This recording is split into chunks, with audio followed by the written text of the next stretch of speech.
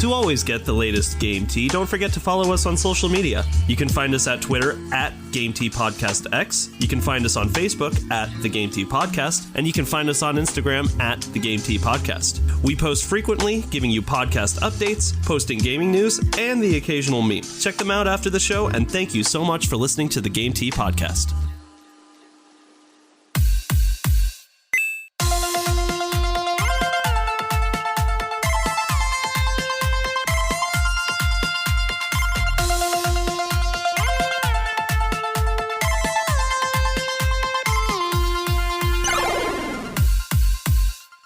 Hello, everybody, and welcome to another episode of the Game Tea Podcast. My name is JP. I'm Zach. And I'm Czar.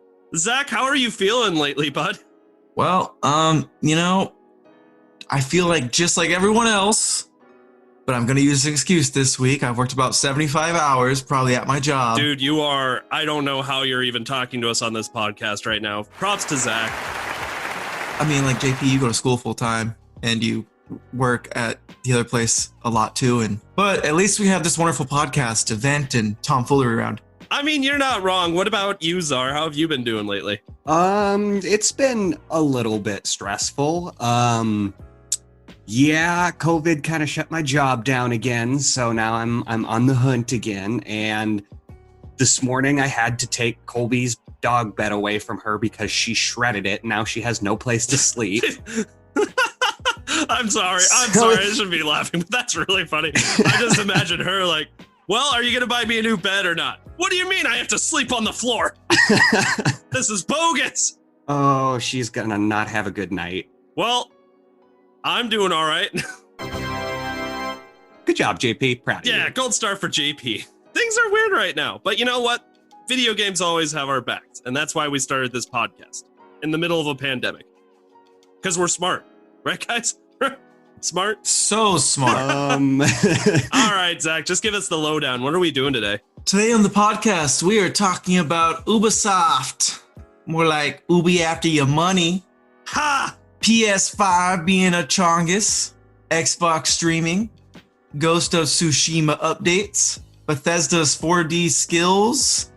And finally, we'll talk a little bit about Fallout 76. With that, and then we'll go into game releases. I'm sorry, Zach. What was that last thing? Fallout 76. Okay. I just want to make sure I heard you properly. And then we'll go into game releases with more actual good games, not the one that I just mentioned. That's fair. That's fair. Speaking of crappy companies that just take your money, let's talk about Ubisoft. Ubisoft just released a beautiful article. And basically, I just want to give you guys some talking points here. I'm just going to kind of recite a little bit of the article. And I want you to tell me one thing. Do you think DLC was planned while they were making this or after the fact? Do you think they made a complete game, or do you think they pieced apart their game so they can sell it back to you for a higher price? So hear this out. I mean, it's just small plans, guys. Just some small plans because the game hasn't even released yet. But here's their roadmap post-launch. Okay. 2 major expansions will come to the game in 2021 as part of the season pass. And the first round of post-launch content begins this December, and the game releases in November, guys.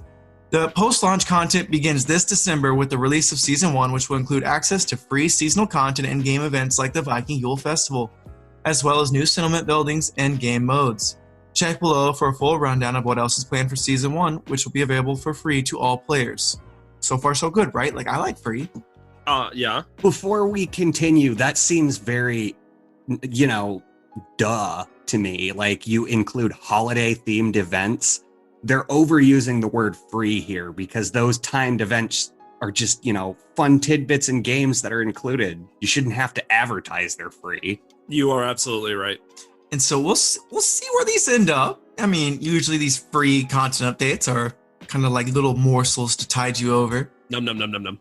Num, num, num, num, num. A new settlement area, allowing players to continue to grow and evolve their settlement. A traditional Viking festival, the Yule Festival, for players to experience in their settlement.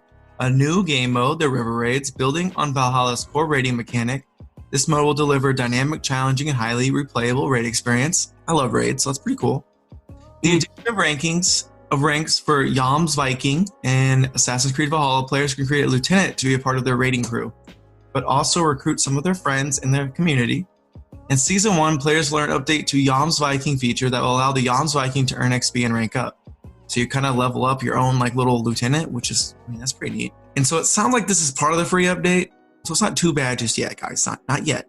I was going to say, so far, this honestly doesn't sound too bad. I'm like, okay. Sounds really intricate and, piques my interest. Season 2, also free to all players, will follow in March 2021 and will also include free content, including a new combat-oriented game mode, a Yom's Viking update, and settlement festivals, along with new gear and cosmetic items. Details on Season 3 will be revealed at a later date, but Season 2 isn't the only content coming in 2021. Do you think a leprechaun will be an enemy that you'll fight in Ireland? Oh, I hope so. It better be. I want to fight a pack of angry leprechauns. Hey, how many leprechauns do you think you could take? All of them. Okay, so I've changed my mind. It's all free, so I'm less salty. That's where I was going with this, is it sounds like this is all actually pretty good. There's a very subtle and clever strategy that a lot of these gaming companies use when they're trying to boast expansions, where they start off by giving you all the things that they're giving you for free, right? Like, oh, we'll have free online multiplayer and free da-da-da-da-da. But it's usually features that you would 100% expect to be free in the game. And that's when they start tacking on, oh, also 1 month later, there's going to be this, exclusive content that's coming out in these season passes that you only have to pay $30 for. And it's like they make it seem like you're getting a lot of stuff in the beginning with the game so that they can like make it seem like what they're about to give you in this Season 1, Season 2 pass is, something amazing. Something that they just couldn't possibly have included when they were actually creating the game. That just doesn't make sense. This article is striking me a little bit oddly because it's so focused on everything that's free. But knowing this company, my only question is, well, then what do we pay for? And that's my major concern.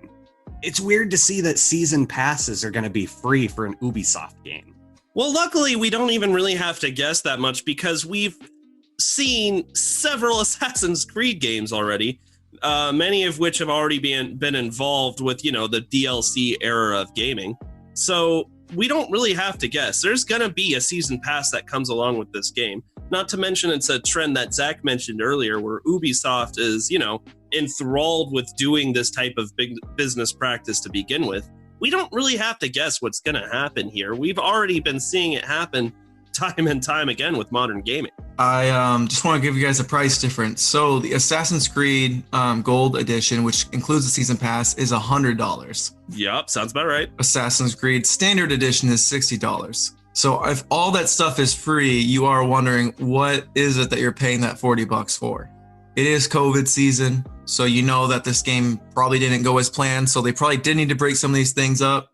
Not to mention they lost a creative director, and that which we talked about episodes ago, and there's been a lot of chaos that's kind of, ensued to the culmination of this game release, so.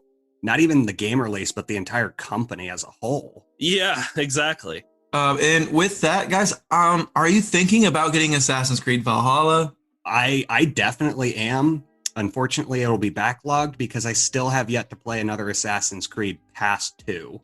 And I really wanted to, but I've just never immersed myself and gotten the chance. And I really, really do like Assassin's Creed games. I love the premise of the game itself. The games are always fantastic products. It's just like supporting the game is also supporting these sleazy business practices for these game companies, in my opinion.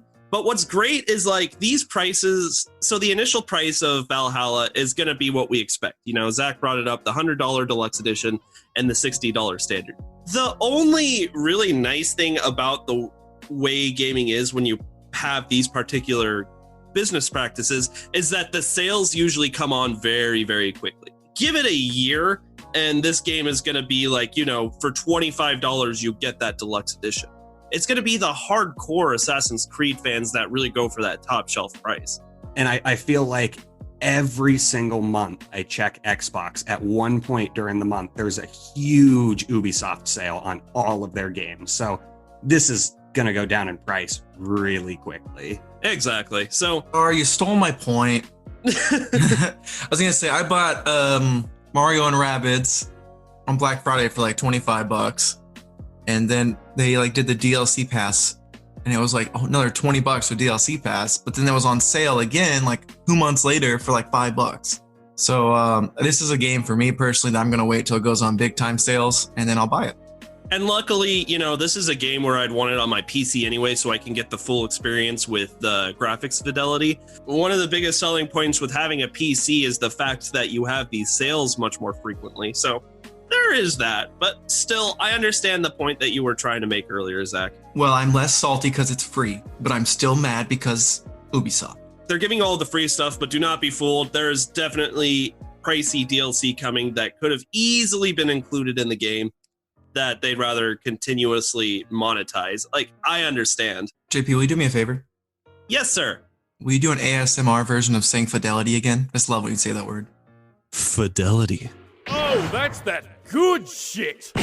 Oh, yeah. Oh, Get me all hot and bothered. that's the stuff. JP, with that, you got to talk about your big boy. Are you ready? The next article comes to us from pureplaystation.com, which, by the way, I don't know how I didn't know this site exists. This is like heaven for me. What do you think the site's about? I don't know, probably Xbox or something. Who knows? So I'm not going to get into like the bit by bit details here, but like the article is essentially talking about the design of the PlayStation 5 itself, because it's a very unique, weird looking design that honestly, the first time I saw it in the State of Play event back in, oh God, what was that, July now? When it was on what the PlayStation 5 was going to look like was unveiled. It's odd looking. There's no doubt about that. And the question is, why is it so big? Why does it stand like a tower? It chonk. It's chunky. Damn, boy, he's thick. Boy. Thick. With 8 C's. Oh my God. I can actually answer that question without even having to get into like what the article is saying. And I did review the article just to make sure that my talking points were along what was being asked here. Because essentially the question, why is the PlayStation 5 so big? Why does it look the way it does? It was answered by Yasuhiro Atori. He was the guy who we saw in the PlayStation 5 breakdown video. So here's the thing. And this isn't just exclusive to the PlayStation 5, by the way. This will also answer your question about why are PC towers so big? Why is the Xbox Series X looking the way it does? It's airflow. You've got a lot of really, really big components that are going into these consoles now. For the PlayStation 5, I think with what I saw with like the design specs, there's 2 separate motherboards that are being used for, your CPU and your GPU, along with working together with the solid state drive technology. That's a lot of heat, boys. These things could be used as space heaters along with being used as gaming consoles. I am not kidding about that. Well, winter is coming up and I ain't paying for heat, so... Just honey, turn on the Xbox. It's cold as hell. Okay, I'm sorry. The point is that these consoles are being designed with airflow in mind.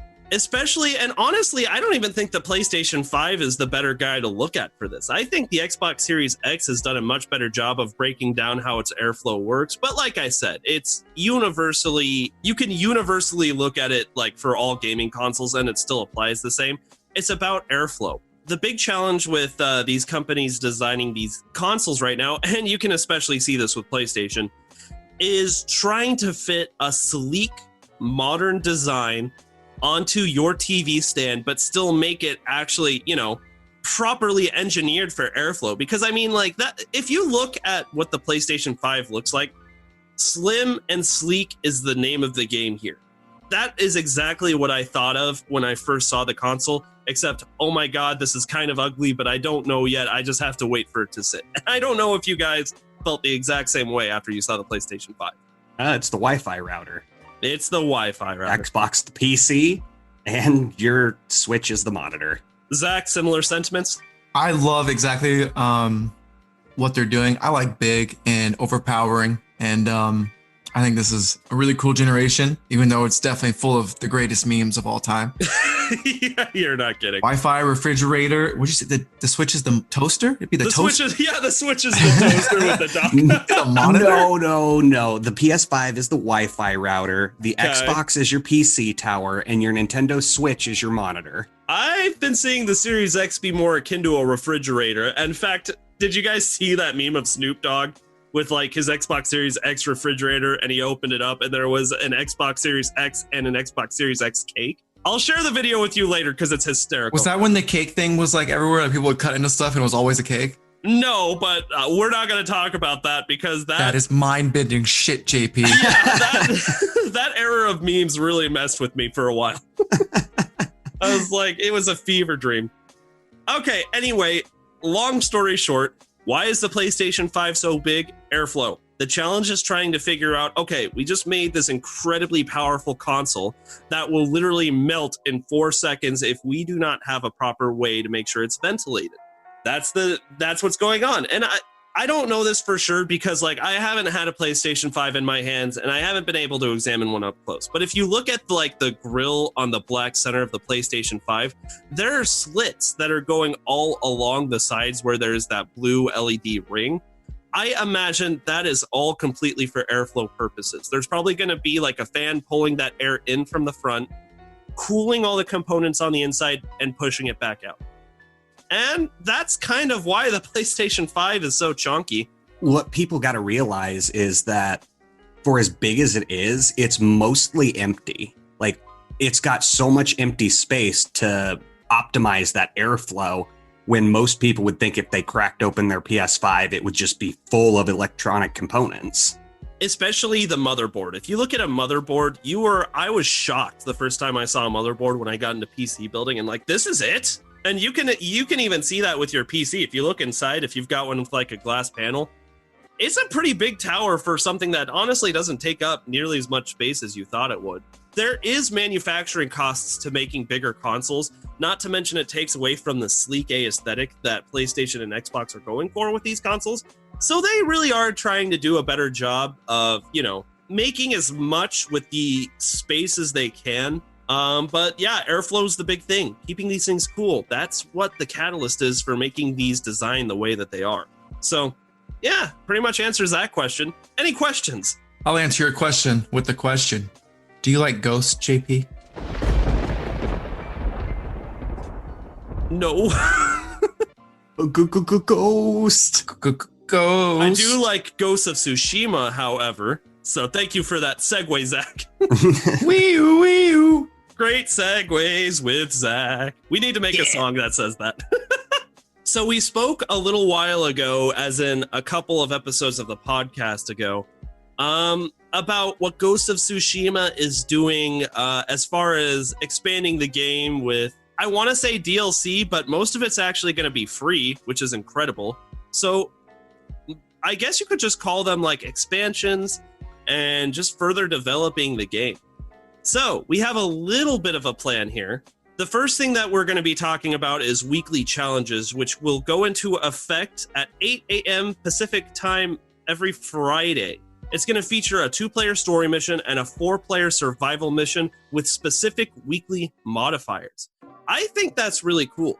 What I absolutely love about what they're doing with this game is obviously the fact that, okay, you beat the story, but we want you to get as much bang for your buck with buying our amazing game. So we're giving you this stuff for free, and we're going to be changing it up every week.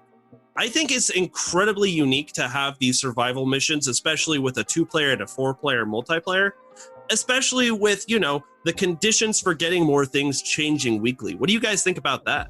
Yeah, and we talked quite a few episodes ago about how they were introducing a multiplayer to this game, and we were a little more than suspicious about it because, these heavily story-driven games Don't be suspicious. Don't be suspicious. Don't be suspicious. Zach, you're acting pretty sus. Yeah. Sus. Zach is sus. Hey, JP, you're sus, bro. You're the one who said sus first, so you're the sussiest sus here, sus head. Oh God, you're right.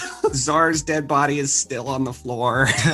Somebody pick him up and throw him in the trash. Oh, as if you wouldn't be the one to kill us. You're the most sus person here. Real though. You told us what you do with scary houses, man. Fuck you. You're the first one to die anyway. I don't care if it's obvious. I'm killing you right away. Foreshadowing to our next episode. Oh, yeah. We'll talk about that later. As I interrupted both of these fine gentlemen. Yes.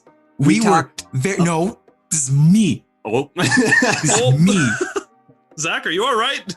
No, the coffee's kicked in. I'm scared. Okay, so yeah, we were very suspect of this. And guys, look at all this shit they're putting in here. A lot of multiplayer. Okay, that's all I want to say. It's you, Czar. You get Zach, I can give you a little bit to talk about because that's not the only thing that's coming to Ghost of Tsushima. They've got another section in here called Get Raid Ready.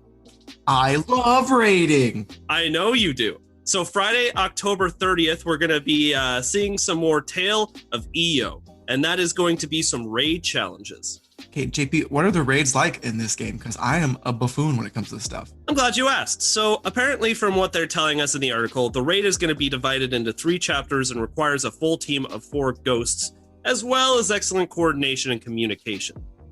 And I don't know if I know Zach's big into raids, but if you're not big into raids, communication is absolutely 100% the key there. So I'm glad that they highlighted that. Do you do much raiding stuff at all, Czar? I mean, I've done Pokemon raids and things. Oh, that's like baby's first raid. But if you're talking about like Destiny or Anthem raids, no, I haven't really gotten on board with those co-op ready games. Hey, Czar, I gotta ask, how have you never played World of Warcraft? You just really strike me as a World of Warcraft guy. Because I was too busy playing a good game called RuneScape. I want a new person on the podcast. Oh, never mind. Zach might be the one to kill us. Raiding is so much fun, guys. I think it's like, just like all the intense communication. And then when you're with your friends and you can just dick around, like, just makes it so much fun. I need to get JP and Czar into World of Warcraft just for like a solid 2 weeks and just see what happens, guys. Just want to see what happens. I'd fail all my classes. I'd lose my job. I'd lose my friends, but I'd have some sweet kick-ass gear. I would become one with my chair. There would be no distinction between me and the chair. Just to tie this little section about Ghost of Tsushima up, there's also some bug fixes that are coming, but those are never anything super fun. So that's pretty much it. Like we've been saying, the fact that Ghost of Tsushima is as big as it is, and yet is putting all of this stuff in the game for free is a testament, in my opinion, of how much Sucker Punch really wants to give back to the people who supported this game. I call it the reverse Ubisoft. Which sounds like a sex move, but I looked it up. It is not. Not yet. The reverse Ubisoft. So many images going through my head right now. None of them worth sharing. Yeah, I was going to say, please don't. Please stop. Czar, I'm done. This next guy belongs to you. All right. So our next article is entitled Xbox Streaming Sticks, and this comes to us from TheVerge.com and is written by Tom Warren. So the article starts out with good old Phil Spencer discussing the potential for additional tiers of Xbox Game Pass, which could include a free bundled TV stick to play xCloud games. Yeah, so basically they're making their own Kindle Fire Stick or like Roku. This is interesting. Yeah, never saw that one coming. Phil goes on to say, I think you're going to see lower priced hardware as part of our ecosystem. When you think about streaming sticks and other things that somebody might want to just go and plug into their TV and go play via xCloud, says Spencer, you could imagine us even having something that we just included in the Game Pass subscription that gave you an ability to stream xCloud games to your television and buying the controller. I figured that the next logical step for, everybody talking about how great Game Pass was going to be was probably going to include some type of tiered subscription service, but I couldn't imagine what you would get for being a part of the higher tier that you wouldn't get for being a part of the lower tier. It's like, what would you do? Like include more free games? But I guess we got our answer here. Yeah. It seems very plug and play, very portable. So no matter where you go, you can just stick a thumb drive into your TV as long as you have a controller, and you got every Xbox game imaginable right in front of you. That sounds awesome. And honestly, where I thought they were going to go next with the xCloud was kind of taking on Stadia and soon to be Luna's platform by, making it more mobile and really emphasizing it on your phone or tablet. Mm-hmm. But I never thought they would go the way of Roku, but that's actually kind of cool. The game tier Platinum for Xbox Game Pass will guarantee access to the new Xbox hardware. So if you go full price, you'll get these new goodies. Have they listed what that price is going to be yet? Actually, it's right here in the article. Microsoft has so far only bundled xCloud game streaming with its highest Xbox Game Pass Ultimate tier at $15 a month. It's hard to say how many tiers, because that's the thing that they haven't really talked about, is how many more tiers are they actually going to do, and what is each tier going to get you? If this xCloud game streaming thing gets bundled in with the $14.99 a month, I mean, I think that's a pretty solid deal. Yeah, for everything you're getting, that's not terrible. And I mean, I'm not usually one to subscribe to monthly services unless they're essential, like Xbox Live or Nintendo Online and such. But I mean, this may be a service that I subscribe to because it's a bitch lugging your Xbox around everywhere. Did you say it's a bitch logging your Xbox around? Yes. Sorry, let me tell you a story here about Xbox exclusives. Oh, here we go. Halo, Gears of War. Yes. That's it. That's it. That's it. That's it. I was waiting for more. I'm just saying this right now. I love Xbox. I shit them a lot, but like, come on, man. Like, I mean, like, this is neat. But like, you're leaving your Xbox at home. Like, come on. When's the last time you had a LAN party? Which, don't get me wrong, we should have more LAN parties. But we still. absolutely should have more LAN parties. LAN parties are great. Yeah, that sounds awesome. But no, like, because I got all my streaming services. I got the Netflix, Hulu, Disney Plus, all that stuff on my Xbox, and I'm not logged in on my laptop. And I don't know. It's nice to switch between TV and games. But honestly, I've been taking my Switch everywhere I go now just because it's more portable. And that's the whole shtick behind the Switch. But, with these like little sticks with the streaming service, I thought it was so incredibly gimmicky when the first time we saw it was with Stadia. But then you see Luna coming out, and now you're seeing Xbox proposing it. And it's just like, is there more to this than just a gimmick? Is there some type of behind the scenes unanimous decision that this is the direction gaming should be going? It's really hard to tell. Well, clearly these game companies, and not even game companies, because we got Google and Samsung, they're just trying to force video games to go in a different direction. And it's really hard to say if it'll be successful or if it'll completely flop. I think Xbox is on the train of the xCloud. I think that's going to be pretty big in like 4 years here. Oh, yeah. We keep saying it's one of the best values in gaming. And with their momentum at this moment in time, it just seems impossible that they could fail. I don't know what Xbox are. We'll find out. Yeah, they're pretty good at shitting the bed last minute. All right. What's next on the docket, boys? So next up is Bethesda playing 4D chess, boys. 4D chess. And by that, I mean, what the fuck is going on here? So I read this article and I was intrigued. So this article is coming to us from PC Gamer. And I tried to throw in some talking points, but it's a lot. So I'm going to try and go through this. And then I want to have Czar, my resident lawyer, and JP, my resident awesome kid, walk me through this. So this is by Andy Chalk. And so reportedly, Bethesda intentionally sabotaged Rune 2 to protect the Elder Scrolls.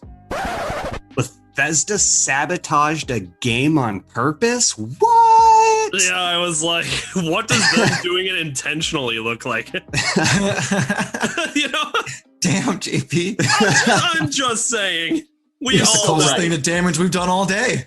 We all know what Bethesda's about. So in December 2019, and this is news to me, I don't remember this game. Rune 2 published Ragnarok game sued original developer Human Head Studios, alleging that Human Head had attempted to destroy the game by very publicly abandoning it on launch day and then refusing to turn over the source code and assets so another developer could take over the job. We could have transitioned the game if they weren't able to participate anymore. We could have transitioned naturally. Here's the source code. We'll help you find somebody, said executive producer Matt Candler. They didn't do that. They actually did everything they could to prevent us from supporting the product. And so the lawsuit has now been amended or changed to include ZeniMax Media and Bethesda Softworks, which was announced in November 2019. That's the day that Human Head went out of business. It had hired the entire team and then reassembled it as a whole new studio called Roundhouse Studios. So it implied that the studio had reached out to Bethesda after the decision to close has been made. Right there, they closed the studio that made the game and then just recreated themselves into another game studio. Okay, so help me understand this in very basic terms. Rune 2 posed a threat to Skyrim and the Elder Rolls?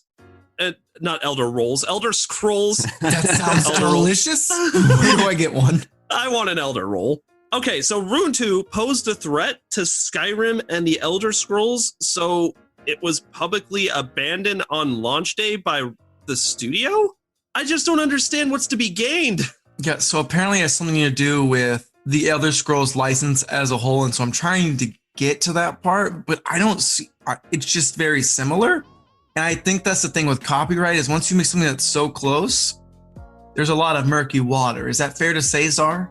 Yeah. And I mean, we've seen this. There's a current lawsuit going on between Nintendo and those people who made that one game that really, really looks like Breath of the Wild that we talked about. I cannot think of what it is. It makes sense why they wanted to shut it down. And unfortunately, from what I'm seeing in the article, they're completely justified in doing so because they pulled the ultimate legal loophole shenanigan circus right here. They shut down this company was going under. They abandoned a project probably due to Bethesda like threatening them. Bethesda buys up the company gets scrapped, reassembled, and now Bethesda owns Rune 2. They couldn't give the source code because this deal was probably already in the works, meaning that Bethesda would own it, and that even if Ragnarok game, even if they wanted to claim this source code, they couldn't because everything just got backdoored, and it was a huge sleight of hand trick. They had the source code almost in their midst, and then Bethesda comes up, snatches it, and they don't have a leg to stand on because all of these documents have probably been signed and all of these purchases have gone through. It sucks, but that's a really tricky legal system right there. The thing I just don't understand is how on earth did they imagine that this game would take away any of the fire that is literally one of the biggest games ever created, Skyrim, and the Elder Scrolls in general. I have a little tidbit into that, JP. That's a great point. One early review of Rune 2 described it as Skyrim on steroids. And so I don't know if that just scared Bethesda or they were just worried that since they don't do as many bugs as Bethesda does, that it'd be a better game. I don't know. But even then, I mean, I just can't imagine. Skyrim has literally been on almost every console released within the last two console generations, at least. It's even on the Switch. Yeah. I'm just saying, like, this seemed like some uber paranoid bullshit. And that's exactly what it was. And I mean, we've actually seen this in the background quite a few times through the history of gaming. A bigger studio is worried that a smaller game will take up some of their spotlight, so they purchase the company just to scrap that specific game. Zach, that's a wild article. This is wild. Yeah, man. You know, sometimes I find good stuff. Yeah, sometimes. I'm just kidding. You do a great job, and I love you. It was a really good article, little confusing, and unfortunately, I am really sad to say that Ragnarok game doesn't really have any grounds. This lawsuit is either going to be thrown out or it's going to go straight to Bethesda and ZeniMax. It should. It's a bunch of baloney what's going on here. I mean, I wish the game could have come out, because this is just very, it seems just mean and bully-some that Bethesda would shut down a game like this, especially when a company really wanted to work on it. Well, unfortunately, with the next article, we still don't have a lot of great things we're talking about, which is why I'm more than happy to give Czar the mic now that I have shat the bed. Here you go, Czar. All right, well, Fallout 76 is still kicking, and we got a little teaser trailer. I don't know. How is this game alive? There's like 30 people that still play it, I guess. But with this teaser trailer, we get the introduction to a new campaign about the Brotherhood of Steel. And it looks kind of cool. It looks like it's just gonna not make the game any better. It's still gonna be buggy, and I honestly have some chronological problems with how powerful the Brotherhood of Steel is after the opening of Vault 76. But that's a whole other lore section that we don't need to talk about here. I have played Fallout, but I didn't get super into the story by any means. Tell us more about the Brotherhood of Steel. So the Brotherhood of Steel, little bit of backstory. There were two factions pretty much at the start after the Great War. And the Brotherhood of Steel was more of like the US military branch. And then I believe the Enclave, which is basically the mirror of the Brotherhood of Steel with power armor, they were basically legislative branch, I think, because they worked directly under the president, where the Brotherhood of Steel split from the president. That's all the US history that is there, because then the Brotherhood of Steel basically became a religious cult almost, because their main goal is to track down any ancient technology, any sort of technology that is within the United States wasteland, and claim it for their own, study it, and then make sure that it doesn't fall into evil hands. But since this is Fallout and there is no good guys, the Brotherhood of Steel doesn't usually use all of that tech for the benefit of humanity. And if they find you with some tech they want, they'll kill you on the spot just to steal that fancy laser rifle out of your hands. Yeah, but let's be honest. Anytime you're doing a campaign of Fallout, the Brotherhood's the most fun to be a part of. Oh, they really are, because, you know, they kick ass. They have the weaponry and the power armor behind them. Mm-hmm. And so I'm really curious to see what the Brotherhood of Steel is going to be doing in West Virginia. I'm pretty sure they're just... GP on 3. 1, 2, 3. West Virginia! Oh, there's another lawsuit. We only said one line. It's fine. Why do we keep getting sued? We were so out of tune that I don't think anybody could recognize it. That's a good point. So here's a question I have for you. Why are they still working on Fallout 76 like it wasn't a huge disaster? Do you think they're trying to do the No Man's Sky approach, where they're trying to do everything in their power to save it? What do you think's going on here? Yeah, they're just trying to break even here by continually adding things to get people excited. I mean, it's very much a what does the community want? Because one of the most recent updates added human NPCs, because for the longest time in this game, there were no other humans in the game except for online players. Every AI that you talked to was a robot. And everybody was like, that makes no fucking sense. So Bethesda was like, okay, fine, we'll put human NPCs. And I think that's what happened here is they're like, where's the Brotherhood of Steel? I kind of ran out of things to do. So like, okay, fine, here's the Brotherhood of Steel. What I've always liked about Bethesda in particular is, yeah, they get a lot of flack for making these buggy, unfinished games. Rightfully so. I'm not defending them. That is 100% accurate.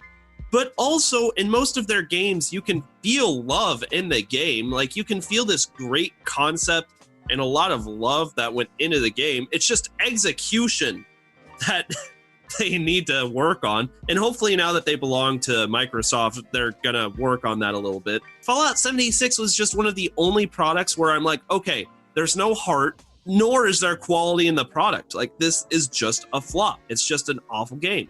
I 100% agree, because the Fallout series is one of my most treasured game series of all time. I will always enjoy a Fallout game. And in fact, I had a lot of fun with Fallout 76. I got to like level 200, but you're absolutely right. There was very little care. It really felt like they kind of copy and pasted ESO into Fallout, and some of the aspects were cool, but their execution was terrible because you can't do any end game content without like 3 other players on your side. And I don't play nice well with others. And Fallout could be such a cool like 4-person co-op game, but not an MMO. Bethesda just really missed their mark with this game. And like I said before, they're just trying to get back to even. I don't think this DLC is going to be worth it. I don't think it's going to add near enough content to do players justice to bring them back. We just need a new Fallout game. They need to finally put this to bed. No addition of content is going to make it better. It is, because Fallout was so beloved, and I mean, Fallout 76 in itself was already, you know, a dagger in the heart of all the Fallout fans, and then just trying to see them revive it like this. By the way, is there a price on the DLC? I did not see one on, because all we got was a YouTube video. I don't know it off the top of my head, but if it's not a free update that goes to the game, I mean, it should be. I know Wastelanders, which was the last DLC, that one was free. And I only know that because my Xbox decided to update that DLC just last night. Just like, we're going to just give this to you. It's like, no, I don't. It's 8 gigabytes. Get it off. Yeah. Nah, download it faster, you say? Okay, bud. So I would imagine that it's free. Bethesda has no right or grounds to stand on by charging anybody for any DLC for this game. 100% agree. If you are brave enough, or I don't know, you hate yourself enough that you're still playing Fallout 76, you might be hyped about this, but otherwise it's going to get swept under the rug. Doubtful, because anybody that actually likes Fallout is going to either be playing New Vegas or Fallout 4. Yeah, and that brief tangent, that's what pisses me off about Fallout 76. You go from Fallout 4, where settlement building is one of the most fun things to do. You're damn right. I built a floating castle over Sanctuary, and it's glorious. It's got a Deathclaw fighting arena in the center of town. I'm going to have to check that out. That sounds awesome. I have a YouTube video on my very first YouTube channel where I do a house tour of this, of my Sanctuary. You go from that amazing settlement building to Fallout 76, where you can still build a settlement and they can be really cool. But I never once built any settlement. I would always just stick my camp equipment down and then put up the benches, the work benches that I needed to use, plus a bed if I needed to sleep. Because it doesn't matter. Even while you're offline, your base can be attacked. And so like I would come back, log on to 76, and all of a sudden my settlement was nuked and all of my work was just gone. That's annoying. Yeah. Why do players need that? All right, I'm done. That's my angry tangent. All right. Well, we don't have to talk about this game anymore, because now we can talk about some new, better games that are coming out with the game releases. Who wants to do game releases? I got you. Yo, Zach, give me some sweet game releases, bud. For the upcoming game releases, we have Egos, a game of space, coming to PC VR on October 28th. Gibeus is coming to the Nintendo Switch on October 28th. Strobophagia, Rave Horror is coming to PC on October 28th. No, hold on. What's that word? Strobophagia? Strobophagia. Ah, okay. The suffix is science. It means engulf. After that is Auto Chess, coming to PS4 on October 29th. Blair Witch, Oculus Quest Edition, coming to PC VR on October 29th. That's going to be good. Spoopy I heard season. that game was really good. I checked out the trailer and it looked amazing, and all I've heard is good reviews. Esports, Life Tycoon is coming to Nintendo Switch on October 29th.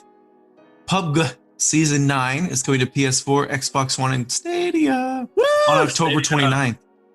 Undungeon Arena is coming to PC on October 29th. Watch Dogs Legion is coming to PC, PS4, Xbox One, and Stadia on Stadia! October God, 29th. 2 Stadias. Two. Swanyan Sword 7 is coming to PC on October 29th. I would not have said that. I would have butchered that. And I really tried on that one, viewers. I really did. The Dark Pictures Anthologies, Little Hope, is coming to PC, PS4, and Xbox One on October 30th. That'll be pretty good too. Our Pikmin 3 Deluxe is coming to Nintendo Switch on October 30th. And The Wizard and the Slug is coming to PC on November 2nd. Holy crap, we're going to November, boys. It's already November. We're going to make it, 2020. We're going to make it. Yeah, but 2021's not going to be any different. Don't say that. 2020, you have to wear a mask. 2021, you still have to wear a mask because you were dumb enough not to wear one last year. All right, Zach, what's the hype up game? It's Pikmin 3 Deluxe coming to Nintendo Switch on October 30th. If you guys didn't know, Pikmin 3 is a real-time strategy and puzzle game developed and then published by your boys, Nintendo. It is the sequel to the GameCube games Pikmin 1 and Pikmin 2 that were released in Japan. So this is actually super hype. We've been talking about this game quite a bit with, you know, the crazy announcement that was like, hey, Pikmin 3 is coming, and also it's going to be here in like 4 weeks. And we're like, what? And obviously that also came after, you know, another disappointing Nintendo Switch Nintendo Direct, one of the partner showcases, which sucked. And then they launched the trailer for this 3 days later. What is happening? Yeah, Nintendo's really been an emotional roller coaster this year. What we have here is a failure to communicate. Failure to communicate. Never been Nintendo's strong suit. And I don't know, I guess they just don't want to like say something's coming out and then delay it, because they really are pretty good about not delaying games. Rest in peace, Metroid Prime 4. The only thing that's holding this game back for me is it's $60. And it's got a few deluxe features, but nothing that has like significantly... What's a little disappointing about that is there's like top shelf Switch games right now of games that have been out that have not even come close to dropping in price. You know, think of games like Breath of the Wild and Super Mario Odyssey. Hell, even Hyrule Warriors, which I just picked up, hasn't gone down in price that much. Honestly, I see Pikmin 3 being in the same boat where I don't think we're probably going to get a whole lot of discounts on this game. Yeah, I'm kind of upset with Nintendo about how they continue to add Wii U ports over to the Switch for $60. I mean, they're doing it because those games did not sell very much for the Wii U, so they think that they can make some more money from the Switch, which they can, but I just have a problem with a game that's already been out for years that you're charging $60 for just because it was optimized for the new console. Did you buy a Wii U? Nope. Then you can't be as angry as me. That's fair. That's fair. That's fair. But I mean, we even saw it with Mario 3D Land plus Bowser's Fury. I mean, yeah, the Bowser's Fury is cool, but is it enough to justify a 3D Mario game for $60 that's been out for years? Yes, it is. Yes. 3D Mario, I will always pay top shelf price for, because you always get a top shelf game. You have to pay top shelf price. You don't have an option. But like, you can go buy a Super Mario 64 copy on the N64, and it's probably going to be more than $60 right now. Oh yeah, it's going to be about 120. They actually have a decent amount of sales that go on in the eShop for like indie games and titles that have been out for a while, but it's like there's like this exclusive collection of games that are on the Switch right now that are not going to be dropping in price because we already know that they aren't. Animal Crossing is another one of those games. I highly doubt we're ever going to see that game drop below $50. And hell, even Octopath Traveler, which wasn't even that popular, not in America anyway, that's one of those games too, where it has not dropped in price since its release. But that's not the point. The point is Pikmin 3 really is going to be good. And if you got $60 just laying around and you're sick of the flashing and the constant fighting in your face, and you need something to just veg out to, a nice strategy puzzle game, Pikmin 3 is a great option. Yeah, this seems like it's going to be a redo of like Animal Crossing, where it's your nice break that just gives you peace. I don't know if there's much else we can say about this game, boys. Drops on October 30th. You should be hyped. It's going to be a good game. Be kind to your Pikmin. Be kind to your Pikmin. Czar, I am bad at spoiling things. What are we doing for the Saturday episode? Ooh, well, it is the spoopy season, so we have a Halloween special coming up this Saturday. It actually is the 31st of Saturday, and that's when the episode's dropping, too. That's perfect. Oh my god, I didn't even realize that. That's awesome. You mean just like you planned? Yes, yeah, just like we planned. Because we are 3 smart individuals who own calendars. Yes. I do own a calendar, but it's the Markiplier Tasteful Nudes calendar, and I'm not taking that bad boy back out. Plus, it's like 3 years old. Signed by Markiplier himself. But it's 3 years old. You have no idea what day it is. Signed by Markiplier himself. I love that, man. Anywho, we will see all of you on All Hallows Eve. Ooh. Spooky. Spooky music. All right. Thank you all so much for listening to another episode of the Game Tea Podcast. We'll see you in the next episode. You just got your game tea. Spooky boy.